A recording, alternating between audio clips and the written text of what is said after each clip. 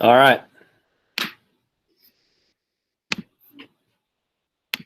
Bell ringer for today. Detail what Hitler did to France once he took them over in 1940. Why would he want these conditions of surrender? So we left off yesterday talking about the German-Franco armistice in 1940 and how Hitler wasn't too kind, right? And how he was really seeking revenge with this surrender. So there you go. I'll let you guys work on that. I have a few vocab terms for you today, and we're going to move on with Great Britain. I guess they're the only Allied power left. And the United States, what they're doing at this time.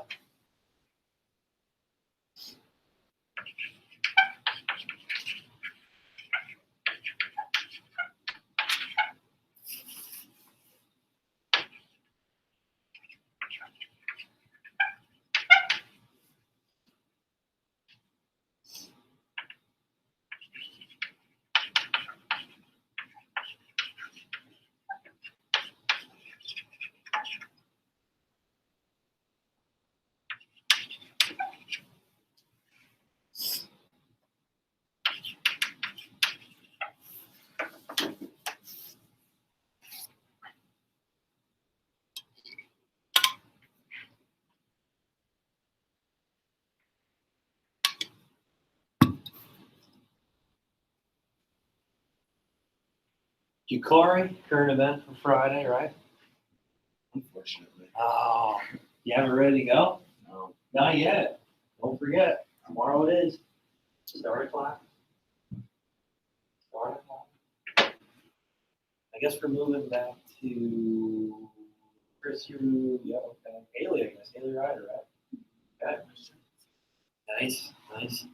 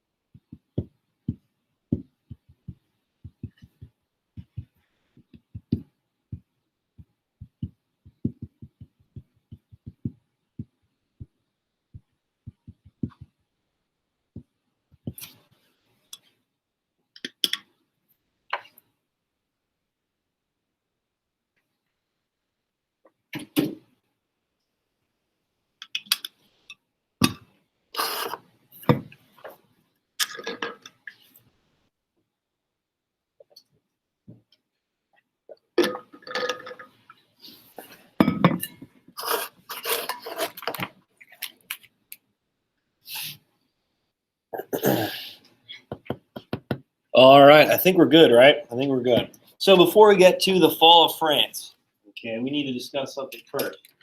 And that's what we talked about yesterday, a battle. I won't really call it much of a battle, more of an evacuation. What was that battle called? You guys remember? Chris? Dunkirk. Yep, good job. Dunkirk. And where's that located? Yeah, good job. Northern portion of France, right next to the Belgian coast, right? Right. Well, right next to the Belgian border. And that's right along the English Channel. And this was Great Britain's way of trying to support French troops from getting invaded and taken over by the Germans. Okay. So as Germany's advancing all throughout Western Europe, especially in these low countries, Great Britain had to try to stop this advancement. Okay, a little bit different than in World War One. We know the Schlieffen Plan. Okay, it was sort of successful as Germany marched through Belgium to take over France, but they were halted. They were stopped. What was different this time around? How could Hitler and his army in 1940, 1939, I guess it'd be more 1940, how could he just march through these low countries so easily and so fast that Great Britain couldn't react to it? How do you do it, Jakari? Okay, all right, so his troops are well equipped. They're well trained compared to what Great Britain and France's were, okay. Right, but how could he really move this army so quick and fast that Great Britain didn't have the ability to send all these troops over the English Channel? He did it like that. How could he take over these lands so quick and get to the advancement and set up the fences before really Great Britain could react to it? Lens, how do you think? Blitzkrieg. Yeah, good job. Blitzkrieg, right? Blitzkrieg. So we know lightning warfare, okay? So with Blitzkrieg, he could move all across Europe at a fast pace, taking over large portions of land. And as he was advancing, Great Britain really didn't have the ability to stop this advancement like they did in World War One.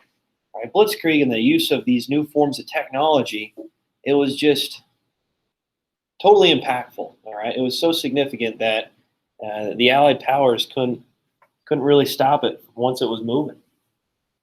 All right, so at Dunkirk, what did Hitler do that was maybe, I guess you could say, a loss for him? Many look back and say, "Oh man, if he would have kept going there, if he would have continued," I kind of gave it away. Jakari? Back his troops. Yeah, good job. Right there at Dunkirk, he didn't continue to advance it. He kind of stopped. Right then, the German forces just stopped there right before they got to Dunkirk, and a lot of it was just to do what? Why did he stop, Lance? Get the supply lines going. Yeah, right. It's to strengthen their supply lines, to make sure that they had the ability to kind of stop and give the soldiers rest and resupply these supply lines. Make sure they're fortified. Make sure that his armies rested and ready to go for the main target. Right? What was that main target? Lance? France, yeah, Paris, right? He wanted to make sure he could capture Paris. So he stopped, right? And how many troops were stranded on the beachhead at Dunkirk? Mostly Great Britain, but there were some French troops as well. How many troops were stranded there? Chris? Wasn't it a million that saved like 300,000? Haley Claire? Yeah, all right. So that's how many troops were saved, 338,000. Around 400,000 were stranded there on that beachhead. It was crazy. Right? It was crazy how many troops were actually located there. And they were stuck on the beach. They had nowhere to go. There was nowhere to hide. And yeah, the Luftwaffe, some of these pilots were like, "This is dumb. I don't know why we're not continuing to fight here. We have them cornered. We have them pretty much sitting there without any type of fortifications." And some of the Luftwaffe bombers took runs over across the beachhead, which killed quite a bit of soldiers, but there wasn't enough, right? So Germany just kind of stopped. So what happened here? Who was the new prime minister of England at this time? Chamberlain, he said, "I'm done. This is too much for me." Hitler went against his word, and he kind of left. But who's taking in power now? Ethan, go ahead. Yeah, Winston Churchill. All right, so Winston Churchill becomes prime minister right around this time in 1940, right? 1939 into 1940. Okay, and what was his plan to try to save these troops that were stranded at Dunkirk? Haley, go ahead. Yeah, Operation Dynamo. Good job. You got that, Zerby? Yeah, Operation Dynamo. Okay, and what was Operation Dynamo? What did this do? What happened here? Who wants to describe this operation that Churchill set out? Jakari, go ahead. It was the citizens took their own personal boats over and rescued the troops and took them back to England. Yeah, good job, right? So he called on his citizens, his civilians, to use their own personal boats, right? Their private ships, to travel across the English Channel and save these 338,000 troops. Okay, and they call it a success. They call it a victory for Great Britain. Okay, what did Winston Churchill say about this, though? Yeah, this was great. We saved about 1/3 troops and soldiers. But what did he say, Jakar? We can't win by retreating. Yeah, we can't win by retreating. We evacuated, right? This is great and all, we save these troops, but in the long scale of things, you're never going to win a war if you continue to retreat. Angel, what's up? How did you spell that? Operation what? Dynamo, D-Y. You got that D-Y? N-A-M-O. Thank you. Yep. All right, so now it looks like northern France is controlled by Germany. So where did he go next? This is your bell ringer here. I had to make sure I covered that before we got to the fall of France here. Where did he go next, Autumn? Well, France. yeah, what city? Paris, yep, good job. Capital, right? We know Paris is right next to the Belgian border. It's really close. So when it came to, I guess you could say, strategy to attack France, why would he go through the Maginot Line, this border between France and Germany? It makes no sense. Let's just kind of skip through these low countries and get a closer attack at Paris, the capital. So describe the surrender. What happened? What was Hitler doing? Kind of spiteful with this. He was seeking revenge. Jakari? He had his army moved up. It was either a trolley or a train. Yeah, a rail car. Yeah, to the beach. Not Where, the beach. Just a place, I guess you yeah, could say. just a place where Germany surrendered. Yeah, good job, right? And France surrendered there. Yeah. So that rail car that Germany surrendered to France and the Allied powers at the end of World War I, he went to that museum. He said, get that rail car out of there. Okay, we're going to take it right to the exact same spot that Germany surrendered to in 1918. Okay, and we're going to really get back at them. We're going to seek revenge. Okay, we're going to have France surrender to Germany in 1940, once the fall of France occurred, once it happened. And he had France surrender in the exact same rail car, the exact same location. And just from the video yesterday that I showed, all the statues, all the different types of memorabilia, I guess, right there at that location, he was hanging up Nazi flags. He was having his troops kind of stand there at attention as he's saluting to them as he's walking to the rail car. And this was really, really getting back at France for what they did with the Treaty of Versailles, right? So German nationalism, what do we think? All-time high, right? All-time high. Everybody's loving this, okay? Hitler set out to accomplish a few objectives, and he went a little bit more, okay? He took over France, one of the countries that established this treaty, pushed this depression in Germany and this anarchy and chaos, which we talked about already. Okay, crazy things. What else did he do? I know I showed a picture of it yesterday. Gary? Take a picture. Yeah, taking a picture in front of the Eiffel Tower. Unbelievable. So he's really, really now getting back at France. Okay, that's like their symbol of freedom, their symbol of peace. And he goes out and takes a picture in front of it, like a national landmark. It's like someone taking a picture in front of the Statue of Liberty or something like that. All right, is there any questions on that?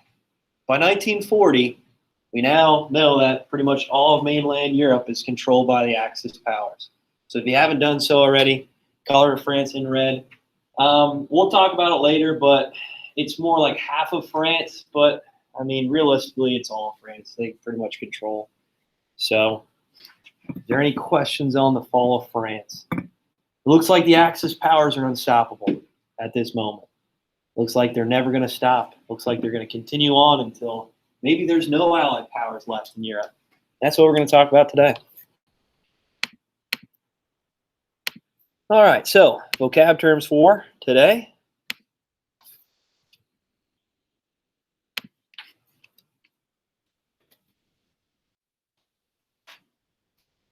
All right, just 1 second here.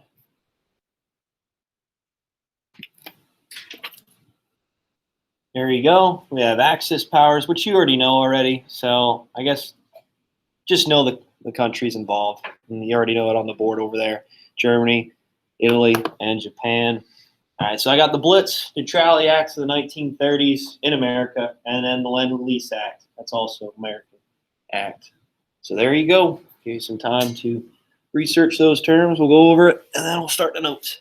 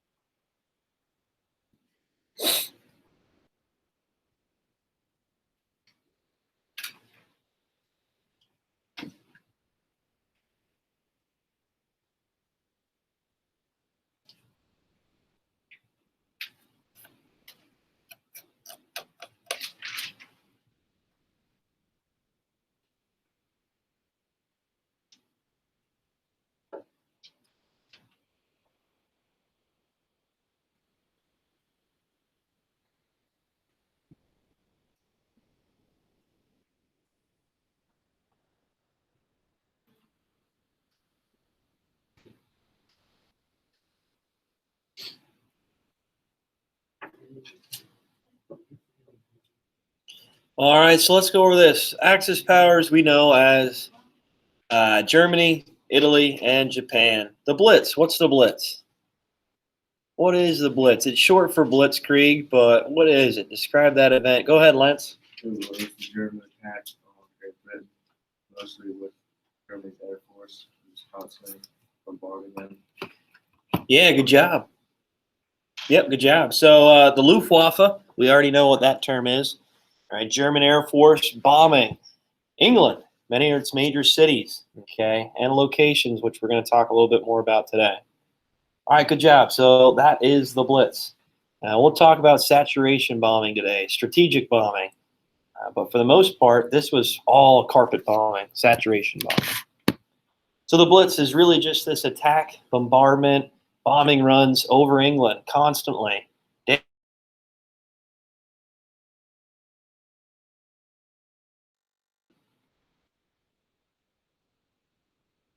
Taylor Ryder? So people are less expecting it. Yeah, less expecting it, harder to see, obviously. Okay. And they can maybe get the surprise of attack. But it was to the point where it was happening almost every night that they're just like, okay, well, sooner or later it's going to happen again. We'll just have to live with it. It's almost like quarantine in a way, I guess, right? You have to deal with it day after day. It's never ending. All right, so Neutrality Acts in 1930s. What do we have? What do we got here? Jakari, what do you have for this one? Prohibiting export of arms and ammunition in moments of war from Yep. the United States. Yeah, good job. So the United States, they are prohibiting, which means they're not sending any types of items, supplies, armaments, war materials to belligerent countries. Okay? Congress established these neutrality acts, which there are more than one, to try to prevent the U.S. from trading, giving supplies, not much trading, but supplying these allied powers, okay, with war supplies and armaments. Their hands were tied. They couldn't really help out Great Britain or France. Okay, and Congress established that. They made it. They didn't want the United States to get involved. One of the mistakes with World War I was, I guess you could say mistakes, was that the U.S. was trading with both sides of the war. And that being said, it dragged the United States into the war because they're supplying both sides. So to try to avoid getting dragged in this war, well, we just don't have to trade. We're not going to supply these countries. All right, it makes sense. Finally, Lend-Lease Act, 1941. This is kind of breaking these acts of the Neutrality Acts of 1930. So what is that? Haley Klinger, what do you have for this one? The Lend-Lease Act. Oh, you didn't get that one? Okay. Ethan, go ahead. A program under which the United States supplied the United Kingdom, France, and the Republic of China, and the Soviet Union with food, oil, material between. Yeah, good job. So by 1941, the United States is getting closer and closer to its involvement in the war. Sooner or later, we know that the U.S. is going to get involved. By 1941, that happens, and the Lend-Lease Act was really just pretty much getting rid of the Neutrality Acts and supplying these allied powers with different types of resources, supplies to continue to fight the Axis powers. Okay, so Lend-Lease Act is really just giving an end to the Neutrality Acts, and they're supplying the allied powers with different types of armaments, supplies, resources, you name it. And we all know that is going to be the next step for the U.S. to get involved. Any questions? All right, here we go. We'll see if I get to the video. If not, I'll have them attached to the announcement, the assignment, so you can check them out on your own then.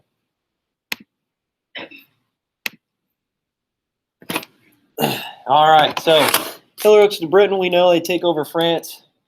Oh, there we go. Pretty easily. And we all know that England is the last Allied power left. They're that island in the North Sea here, right? We know that the Battle of Dunkirk, although it was I guess you could say, a spiritual win in a way, right? A motivational win, that they evacuated 338,000 troops. They're not winning on evacuating. They're not winning on retreating. So Great Britain, they're the lone Allied power here in the North Sea. France has just gotten taken over, and Great Britain knows that they're next. Germany's going to target Great Britain next. And are they going to invade them? Are they going to try to bomb them into submission? We'll see. We'll talk about it. All right, so Operation Sea Lion. Make sure you write that down. Operation Sea Lion is this plan by Hitler and the Nazis to try to invade Great Britain. All right, they're going to send troops across the English Channel to the island nation of Great Britain and try to take it over. Try to take it over. Does it happen? You think it happens? Remember, Great Britain, although, yeah, they didn't really rebuild at the end of World War I, their Navy was still the strongest. They still had a very strong Navy. We all know that Great Britain's an island, so if you want to invade, it's going to be really, really hard. It's going to be difficult. And at the same time, they had a pretty good Air Force, the RAF, the Royal Air Force. So if Hitler wanted to send troops across the English Channel, he knows it's going to come to a heavy loss, a heavy burden. He's going to lose a lot of troops, a lot of resources, and a lot of time trying to invade Great Britain. Great Britain has literally been impenetrable for hundreds of years just because they're that island. They have a strong Navy. It's hard to invade that country. It's almost impossible. All right, so July 1940, a battle begins over the English Channel, and Luftwaffe starts targeting many of these naval ships, okay, in the English Channel. So Hitler kind of gives up on this Operation Sea Lion. He's like, you know what? It's probably not going to happen. We spent a lot of resources and a lot of men, a lot of fighting, especially going up into Norway. It took a lot of time to do it. It was very expensive when it came to materials, when it came to loss of these naval ships, and even manpower. A lot of soldiers, okay, especially fighting all across Europe at this time in a short period of time. His troops were tired, right? He needed to calm down a little bit. So Hitler kind of gave up on this invasion. Said, you know what? It's probably not going to happen. Great Britain's just too strong of a navy, right? They have a strong air force. It's going to be difficult to invade the island nation. So he decides to do something else. What does he decide to do? Which is one of your terms. Shikari, what do you think? The Blitz. Yeah, good job. And what was that again?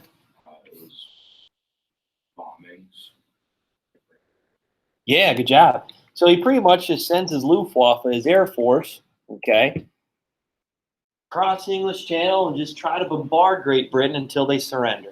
So every night, it was pretty much for a whole year, Germany was sending his Air Force over and sending bombing runs to destroy many capitals, the capital, London, try to destroy many cities in Great Britain, try to destroy military bases, factories, businesses, even targeted civilian centers, which kind of allowed for Great Britain to hang on. And he was trying to make Great Britain surrender. Right? With this living conditions of constantly people living in subway tunnels, building fortifications and building bomb shelters in their basements, in their yards. Okay. Sooner or later, Hitler thought, well, if we keep bombing them every night, this is going to come to an end for them. They're going to surrender. They're just going to give up morally. You think Great Britain gives up? Heck no. Never surrender. And thanks to Winston Churchill, he keeps the morale of the people high. He keeps them confident.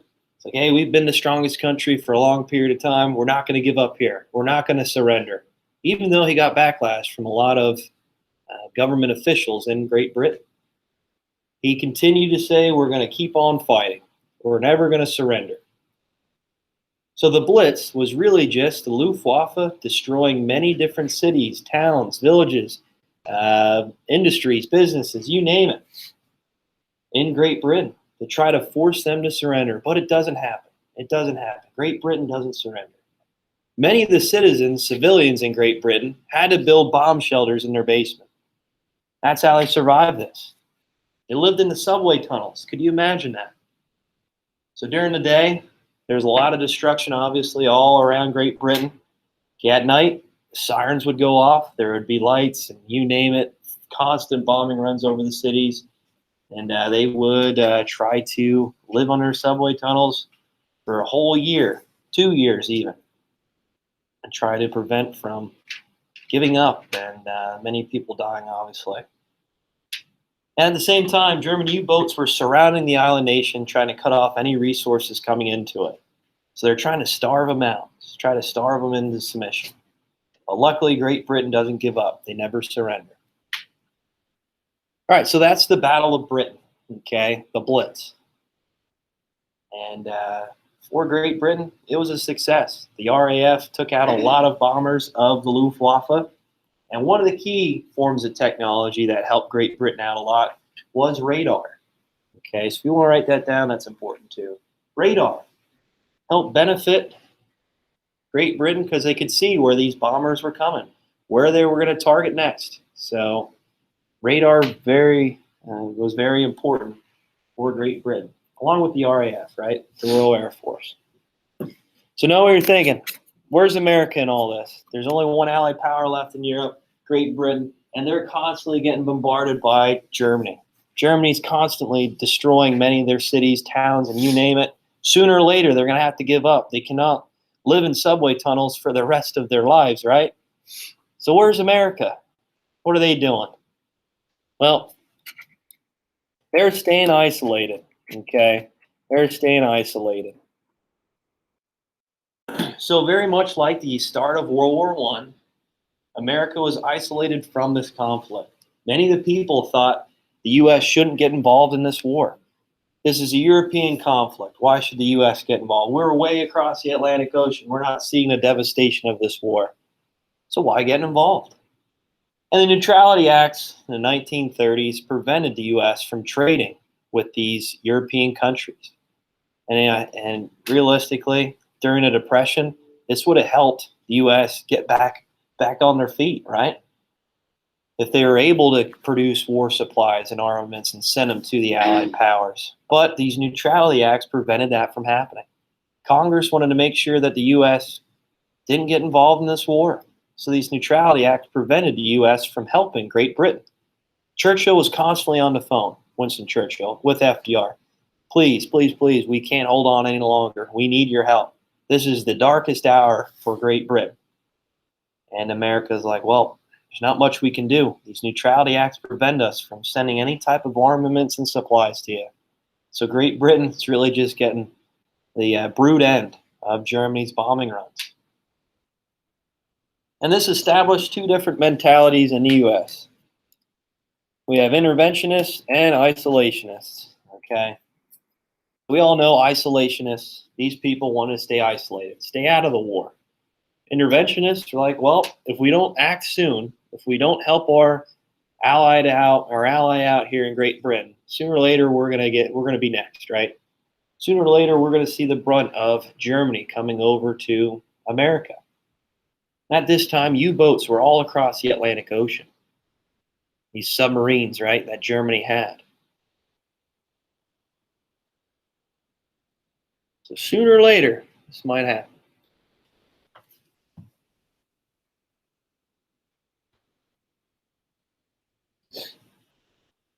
Do you think the United States was ready for World War II? No, why not, Chris? Since they have a lot of different things like going on in the country, I don't think they're just like. Well, Congress, especially with these Neutrality Acts, are like, not nope, really- we're not getting involved. They're not really that right though. Like, they're not really 100% like on it. Yeah. Since the end of World War I, has the United States focused on building up their military? No, not at all. Exactly. No one expected another war to happen. So the U.S., like France, like Great Britain, they weren't building up their military. Okay, they weren't at all. So when it came down to it, we weren't prepared whatsoever. Okay, we had no idea what Blitzkrieg attacks were, but it seemed way far advanced of where we were at that time. Naval ships, same thing. We still had battleships, destroyers from World War One. Okay, it wasn't anything close to what Germany had. Japan especially, which we'll get to them soon. What's up, Shikari? So before like America and Japan got involved, was it called a world war? That's a good point. Not really sure. I guess it would be because there's still it was a world conflict. Okay. Yeah. You mean like in Europe? Like what would they call it? Because it was pretty much only European countries fighting. So Yeah. It wouldn't really be a war. It's a good point. I don't know. Look that up. That's a good question. Maybe see what Great Britain called it. I don't know. It happened so quick and fast. I don't know if they had the chance to even coin a name for it, right, with Blitzkrieg and everything. All right. So last slide here. This is it. What's up? Can you go back in the- Sorry about that. So there we go. Neutrality Acts, interventionists, and isolationists. And then the last slide here. You don't have to write down everything, but the U.S. knows sooner or later they're going to get involved. Sooner or later that the Great Britain needs support. They need help. Okay, and the U.S. for the first time ever has a Selective Service Act during peacetime because they know that this war is inevitable. That sooner or later the United States is going to get involved. So this provided military training to 1.2 million troops and 800,000 reserves. It's the first time ever in American history there is a Selective Service Act during peacetime. But the U.S. is not involved in the war just yet. But we know it's probably going to happen. We know the Selective Service Act from World War I, very similar. Okay, very similar. But in World War I, we're already involved. This time, we're not. But we're preparing for it. And then finally, U.S. and Britain signed the Atlantic Charter, making a strong bond between the two countries. No support just yet, no war supplies, no armaments, but if we're going to join this war, we're going to help out Great Britain. And Churchill is finally seeing some sort of, I guess you could say, relief, because sooner or later, America is going to join and help them fight this war. Because we know that Great Britain's that only allied power left in Europe. They need help. They need support. They need benefit. All right, that's all I have. Is there any questions? I just wanted to show this video, the Blitz, real quick to show you the devastation of it and really what these British civilians were facing. Sad times.